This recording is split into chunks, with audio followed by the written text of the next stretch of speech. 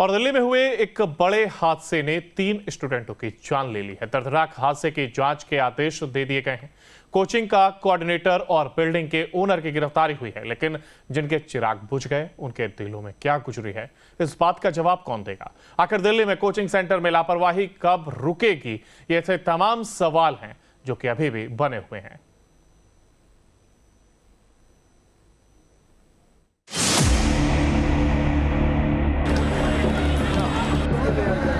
यही है ओल्ड राजेंद्र नगर का वो कोचिंग सेंटर जहां देश के कोने कोने से बच्चे सिविल सर्विसेज की तैयारी करने आए थे, लेकिन सिस्टम की लापरवाही के भेंट चढ़ गए। सिस्टम की लापरवाही के सैलाब में इनके सपने डूब गए। अब यहाँ सिर्फ छात्रों का गुस्सा है, हंगामा है, सिस्टम की लापरवाही के खिलाफ नारेबाजी है। तक कमर तक पानी आ जाता है। जैसे अगर ये भैया है, इनकी अगर हर एक साल पानी भर जाता है और 4 फीट 5 फीट हमेशा पानी भरता है, हमेशा पानी भरता है। कोई मैनेजमेंट यहाँ पर नहीं है। ऐसे हमेशा ऐसे रिक्शे वगैरह तैरते रहते हैं। ये आज से नहीं हो रहा है, ये 4-5 साल से हो रहा है। 4-5 साल से कोई पढ़ना, कभी भी ड्रेनेज सिस्टम कभी ढंग से नहीं बना। एमसीडी की इतने टाइम से सरकार थी, इतने टाइम से आपकी सरकार थी, कभी कोई डेवलपमेंट नहीं। यहाँ बारिश होती है, आधे घंटे की बारिश में रंजनगर आधा अंदर होता है। सिस्टम की लापरवाही से निकला सैलाब बच्चों की जिंदगी का दुश्मन बन गया और उनके परिवारों को ऐसा जख्म दे गया जो शायद ही कभी भर पाए। ये किसी ने सोचा भी नहीं था। दिल्ली हादसे को लेकर अब राजनीति होने लगी है। मौके पर पहुंची राज्यसभा सांसद स्वाति मालीवाल के सामने छात्रों ने जबरदस्त हंगामा किया। पुलिस सिर्फ खाना पूर्ति करती है, इंस्टीट्यूट को बचा रही है और एमसीडी को बचा रही है। दिल्ली के ओल्ड राजेंद्र नगर में दर्दनाक हादसा हुआ। अपना भविष्य बनाने की तैयारी कर रहे छात्रों ने जान गंवाई। लापरवाही के सैलाब में 3 छात्रों का भविष्य बह गया। डूबने से जिन छात्रों की मौत हुई उनमें तानिया सोनी उम्र 25 साल, श्रेया यादव उम्र 25 साल, नवीन डालवीन उम्र 28 साल है। बाकियों की तरह ये भी अपना भविष्य बनाने के लिए दिल्ली आए थे, लेकिन दुर्भाग्य से दिल्ली के सिस्टम की भेंट चढ़ गए। वक्त 7 बजे के आसपास, 6:30 से 7 बजे के आसपास का वाकया है। और यहाँ पे ज़्यादातर इंस्टीट्यूट की लाइब्रेरीज़ और इंडिपेंडेंट लाइब्रेरीज़ भी हैं। 70 से 80% लाइब्रेरी बेसमेंट में हैं और जिनका सिर्फ और सिर्फ सिंगल एंट्री एग्जिट गेट है। जब एनडीआरएफ की टीम आई है, फायर ब्रिगेड आई है, उन्होंने जब बाकी सारे बच्चों को बचाने का प्रयास किया है, तो लगभग 1.5 से 2 घंटे के बाद में फिर एक लड़का जो बाहर निकल गया है, वो उसको मैं जानता हूँ, तो उसको फिर मैंने वहाँ पे रखा। उसके साथ में मेरे 1-2 दोस्त और थे। हम लोगों ने उसको काफ़ी देर तक संभाला। वो बहुत ज़्यादा एकदम पैनिक हो रखा था। और फिर उसके लगभग 1 से 1.5 घंटे के बाद में फिर 3 बॉडीज़ वहाँ से अंदर से बाहर आई हैं। तब हम लोगों को भी किसी को आप जानते थे जिनकी कैजुअलिटी हुई जो इस दुनिया में? जो दोस्त है वो जानता था। उसकी एक फ्रेंड थी, वो उनमें अंदर थी, जो मतलब जिसकी कैजुअलिटी हुई है। और सब आईएएस की, यूपीएससी की प्रिपरेशन? हाँ जी, सारे लोग यूपीएससी की। जिन कोचिंग संस्थानों में मोटा पैसा लेकर छात्रों को एडमिशन दिया जाता है, उनके पेरेंट्स की गाढ़ी कमाई ये कोचिंग इंस्टीट्यूट एक झटके में झटक लेते हैं। लेकिन यहाँ सुविधाओं के नाम पर कुछ नहीं होता। इसकी पोल खुद स्थानीय लोग ही खोल रहे हैं। मामला ये थे कि जितने बेसमेंट है, वो बेसमेंट हमने कहा कि भैया शिक्षण संस्थान के लिए नहीं है, इसको बंद करा दो। उसके मालिक ने मुझे धमका दिया कि भाई तुम जाओ, पुलिस में जाओ, जहाँ जाना है जाओ। तो ये हालात है कि अभी घटना तो घट गई। इसको पहले इनिशिएटिव लिया होता दिल्ली पुलिस कमिश्नर। यहाँ पे हम देख पा रहे हैं रेजिडेंशियल एरिया, यहाँ पे सारे घर है, तो यहाँ पे तो पार्किंग में बेसमेंट में गाड़ी खड़ी हो सकती थी। बिल्कुल, लेकिन वहाँ तो एजुकेशन संस्थान खोल रखे हैं। ये पैसे की लेन देन पुलिस वाले उगाही करते हैं, उसके अलावा जो है ये एमसीडी वाले उगाही करते हैं। ये बेसमेंट तो बंद कराने के लिए 1 साल से मैं फेस कर रहा हूँ, लड़ रहा हूँ। अब जब हादसे के बाद छात्रों का गुस्सा भड़का है, तो प्रशासन एक्टिव हुआ। पुलिस अब छात्रों को समझाने की कोशिश कर रही है और कार्रवाई का अपना पुराना राग अलाप रही है। ओल्ड राजेंद्र नगर से एक बेसमेंट में पानी भर जाने की खबर आई थी।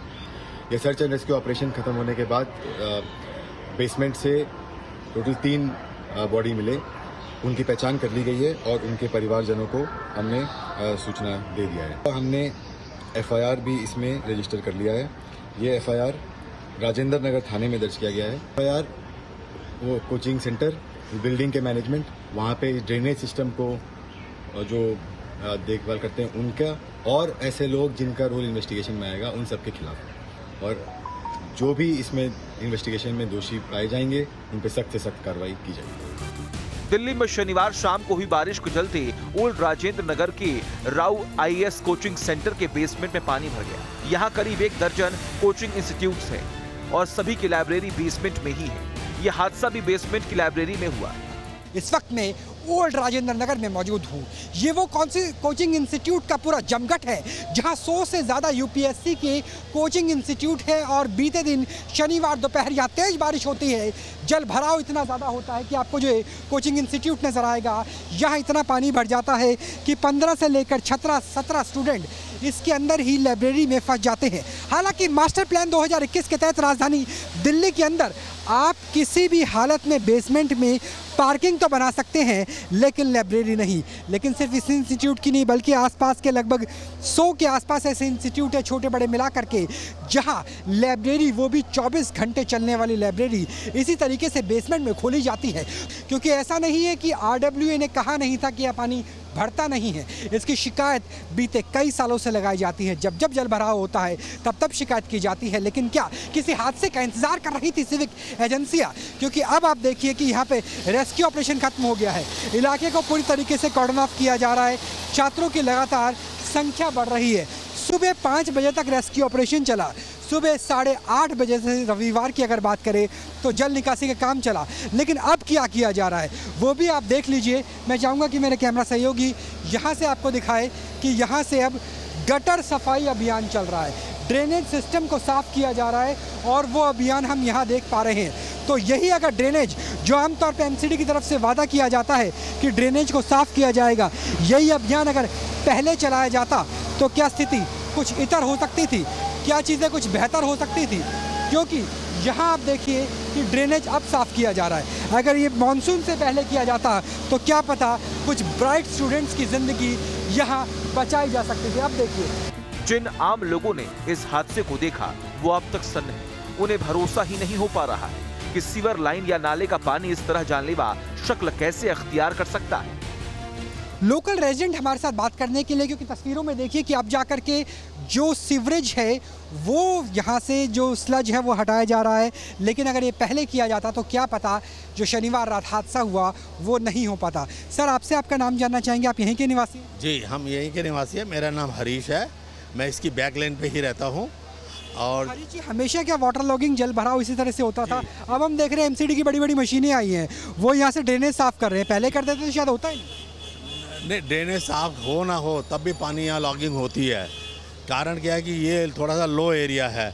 लो एरिया होने की वजह से इधर जो है पानी 3-3 फुट तक पानी 2-2 फुट तक पानी भर जाता है। और पहले तो जो है ये सड़क क्रॉस करते ही नाला है, बड़ा नाला है, वो ओपन होता था। ये तो भगवान का शुक्र है कि गवर्नमेंट ने इसको बंद करवा दिया और उसमें जाल लगवा दिया। नहीं तो हर साल 8 से 10 मौतें होती थी।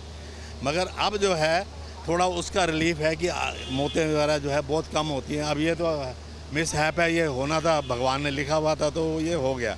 तो सर यहाँ पर कैसी स्थिति रहती है? हमेशा पानी इसी तरह से? सर ये हमेशा रेगुलर हर साल ऐसे ही भरता है और इतना बुरा हाल होता है। ये एक बार वो जो सामने नाला देख रहे हैं गुरु नानक मार्केट का कॉर्नर पे, आप उसकी साइड देखिए, वो नाला टूटा हुआ है कई टाइम से और वहाँ पे ना पानी वो खींचता है और पानी खींचने से ना वो सारा ये पानी का काफ़ी फर्क पड़ जाता है।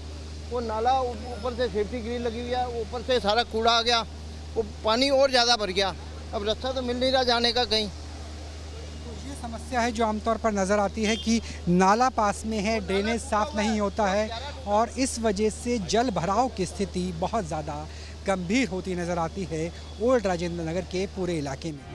चश्मदीद छात्रों ने बताया जब तक हम लाइब्रेरी खाली करते तब तक पानी घुटनों तक भर चुका था। बहाव इतना तेज था कि सीढ़ियां चढ़ना मुश्किल हो रहा था। महज 2 से 3 मिनट के बीच में पूरे बेसमेंट में 10 से 12 फीट पानी भर गया था। बच्चे बेंच पर खड़े हुए। ये इस बार वर्स्ट हुई है, वरना वर्स्ट से ऐसी स्थिति रहती है। इस बार ये सामने आ गया, ये इंस्टीट्यूट खुल गया, इसलिए आप लोगों को पता लग गया, वरना ऐसे ही होती है कि बारिश नहीं। इसी स्ट्रीट पे आपका घर भी है तो वहाँ भी क्या जल भराव हो जाता है? वाटर फ्लो लेन्स में है तो लेन्स में तो थोड़ा कम होता है, पर इस एरिया में अगर आप आके जब भी बारिश हो आप आके यहाँ पे देखेंगे तो आपको ऐसा ही मिलेगा। RWA ने कई बार कंप्लेंट की लेकिन कोई फर्क नहीं। RWA भी मैं बोलूँगी कि RWA को भी कंप्लेंट रेजिडेंट्स करते हैं। RWA MCD का नाम लेते हैं, MCD वाले कहते हैं कि हम करेंगे, एश्योरिटी हमें 100% मिल जाती है, पर काम अभी आपके सामने है। ओल्ड राजेंद्र नगर में करीब 1 दर्जन कोचिंग इंस्टीट्यूट्स हैं और सभी की लाइब्रेरी बेसमेंट में ही है, इसीलिए आगे भी हादसे की संभावना है। स्थानीय लोगों ने इसकी कई बार शिकायत की है लेकिन कोई सुनवाई नहीं। हादसे के बाद छात्रों में गुस्सा है, वो MCD के खिलाफ भारी प्रदर्शन कर रहे हैं। वो जिम्मेदार लोगों और अफसरों के खिलाफ तुरंत एक्शन की मांग कर रहे हैं। MCD इसे डिजास्टर बता रही है लेकिन यह पूरी तरह से लापरवाही का मामला है। महज 2 से 3 मिनट में बेसमेंट में 12 फीट पानी कैसे भर गया? क्या कोचिंग संस्थानों के मालिकों और स्थानीय प्रशासन जिसमें MCD आती है उसकी ये लापरवाही नहीं है? क्या वो इस दर्दनाक हादसे के जिम्मेदार नहीं है? Team news nation. News nation की टीम ओल्ड राजेंद्र नगर के उस जगह पहुंची जहां ये हादसा हुआ है। न्यूज नेशन संवाददाता राहुल डबास ने ग्राउंड जीरो से जो इनसाइड स्टोरी भेजी है उसे देखकर आपके होश उड़ जाएंगे। भारत के प्रथम राष्ट्रपति डॉक्टर राजेंद्र प्रसाद के नाम पर 50 के दशक में दिल्ली के इलाके में ओल्ड राजेंद्र नगर का नक्शा पास किया गया। मुख्य रूप से इस सोसाइटी को, इस कॉलोनी को इस लिहाज से बनाया गया था ताकि जो लोग प्रवासी के तौर पर, रेफ्यूजी के तौर पर पार्टीशन के बाद, भारत पाकिस्तान विभाजन के बाद भारत पहुंचे हैं, उनके लिए इस इलाके को विकसित किया जाए। पॉश इलाके के रूप में इसे विकसित किया जाना था। लेकिन इस वक्त हम ओल्ड राजेंद्र नगर के इलाके में ही मौजूद हैं और यहाँ आपको दिखाते हैं कि किस तरीके से अवैध निर्माण ने कमर्शियल तरीके से इस पूरे के पूरे इलाके को जर्जर कर दिया है। सबसे पहले आप दिखाइए किस तरीके से यहाँ पर तारों का पूरा जाल है। तारों का जाल इस लिहाज से नज़र आ रहा है कि आप ये सोचिए कि ये शायद चांदनी चौक का या पुरानी दिल्ली का इलाका होगा, लेकिन यहाँ पर आप देखिए कि तारों का इतना जाल है जहाँ कभी भी शॉर्ट सर्किट की वजह से कोई भी आपदा हो सकती है। ये जानते हुए कि यहाँ पर जो डेंसिटी है, डेंसिटी बहुत ही ज़्यादा है, यानी छोटे से इलाके में बड़ी संख्या में लोग रहते हैं। ये तारों का जाल देख लीजिए। जो जीने हैं, जो सीढ़ियां हैं, वो इस लिहाज से निकाली गई हैं कि अगर बड़ी संख्या में स्टूडेंट्स भागने की कोशिश करें कोई आपदा आने पर तो निकलने का रास्ता ही ना बचे। बायोमेट्रिक्स करके आपने गेट्स तो बना दीजिए, लेकिन इंफ्रास्ट्रक्चर कैसे बनाया जाएगा? क्योंकि इंफ्रास्ट्रक्चर की स्थिति देखिए किस तरीके से हर एक छज्जा अवैध है, हर एक जीना अवैध है। जो तारों को ये बनाया गया है वो इस लिहाज से है कि जितनी आबादी के लिए राजेंद्र नगर बना था उस आबादी से अब कई गुना ज़्यादा कमर्शियलकरण की वजह से आबादी को विकसित किया गया है। और जो ज़मीन के हालात हैं वो भी दिखा दीजिए कि ये है राजेंद्र नगर की सड़कें, दिल्ली के पॉश इलाके की हालत कि कैसे जो पानी की लाइन है वो इस तरीके से जा रही है, रोड पूरी तरीके से उखड़ चुकी है, सीवर लाइन पूरी तरीके से उखड़ चुकी है और ये जो सीसी की रोड थी उसकी हालत भी देख लीजिए। इंफ्रास्ट्रक्चर के लिहाज से ये इलाका अगर झील में तब्दील नहीं होगा तो भला यहाँ पर कैसी स्थिति नज़र आएगी। तो अवैध निर्माण है, अवैध तरीके से जीने निकाले गए हैं। तारों का जाल इतना ज़्यादा है कि कभी भी शॉर्ट सर्किट हो सकता है। बायोमेट्रिक से एंट्री होती है, बिजली जाता ही एंट्री रुक जाती है। सड़कें खुदी हुई है, गटर पूरी तरीके से जाम है और ये हालात हो गए हैं भारत के पहले राष्ट्रपति के नाम पर बनी हुई उस कॉलोनी के, जिसे बनाया इस लिहाज से गया था कि दिल्ली की रंगत बढ़ाएगी, पॉश इलाका बनेगा, लेकिन ओवर कमर्शियल इस्तेमाल की वजह से राजेंद्र नगर अब दम तोड़ता हुआ नज़र आ रहा है।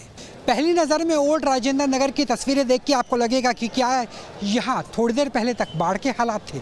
जी हाँ, बिल्कुल बाढ़ के हालात थे। शनिवार को हल्की बारिश के बाद यहाँ 3 फीट पानी भर गया था, जिसकी वजह से बड़ा हादसा देखने को मिला।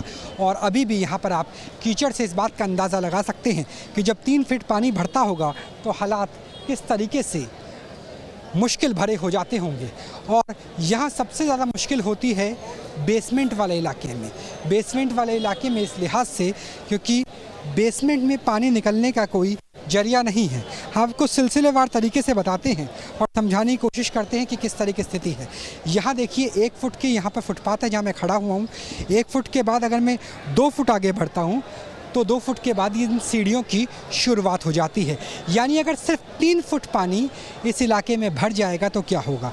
3 फुट के बाद जिस तरीके से यहाँ बेसमेंट नज़र आ रहा है, इसी तरीके से यहाँ पे बहुत सारे बेसमेंट्स बने हुए हैं और उन बेसमेंट में पानी चला जाएगा और जब एक बार तेज़ी से पानी अंदर जाएगा तो उसके बाद निकलना, पानी का निकलना बेहद मुश्किल हो जाएगा। यहाँ जो लाइब्रेरी है, बुक शॉप्स हैं, वो इसी तरीके से बेसमेंट के अंदर ही नज़र आते हैं।